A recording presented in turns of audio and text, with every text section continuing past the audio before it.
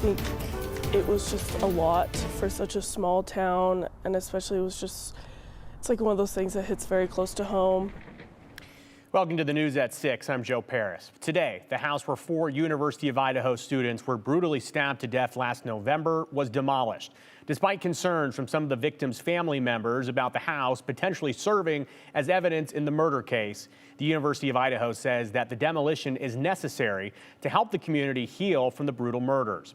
Our Brenda Rodriguez has been in Moscow since this morning, tracking the entire demolition process and how the community feels there today. And in just a moment, KTVB reporter Hector Mendoza is going to give us some insight about the legal aspect of the house being torn down and if it could have been used as evidence in this murder trial that we're expecting next year. But we'll start with Brenda live up in North Idaho. Brenda joins us from Moscow, where the house on King Road, it stood 12 hours ago. Brenda. Yeah, well, that house that you mentioned, yeah, it's no longer here, as you can tell right behind me. It's a little hard to see now that it's dark. We're going to show you some video of that here in just a second. But before that, though, you know, it's been a very emotional morning for many students, community members coming out to witness this in person. I want to quickly show you here. We're standing right in front of the makeshift memorial that has been here for the very beginning. But we've noticed that these 3 candles have since been added. A couple flowers have since been added. So really an emotional time. The word that I keep hearing from community members and also students is healing. This is a healing moment for all of them. I want to quickly show you here the video of what it looked like when the house was being demolished here. I want to also give you, just to give you an update here, there's several dump trucks, police, university leaders, and even people from out of state. And although students in attendance expressed sadness seeing the house come down, they were also relieved for it to finally happen.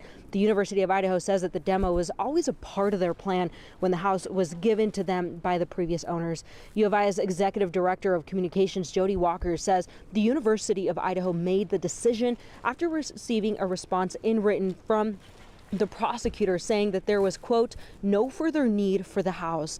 Now more than ever, she says that students and community members have expressed their support. And although some people might disagree with this decision, grad student Sarah Lake says it's time. Personally, I trust our police and our state officers that they got everything that they needed out of it. So I really don't think it needs to stay up till the trial. I think we learned through everything that happened, watching everything from this side, that we have a lot of faith in our police department now.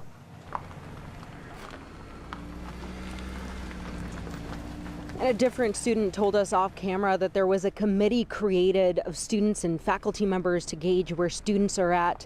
She says that she felt included and a part of the conversation for today's decision. And Joe, we spoke to students, many students really, and they felt the same way. It was pretty similar across the board. And right now they're, shifting over to that healing garden that we keep talking about to honor the victims. As for what's going to happen for this space right behind me, the university says that this is going to be transformed into grass until they can figure out what to do with it.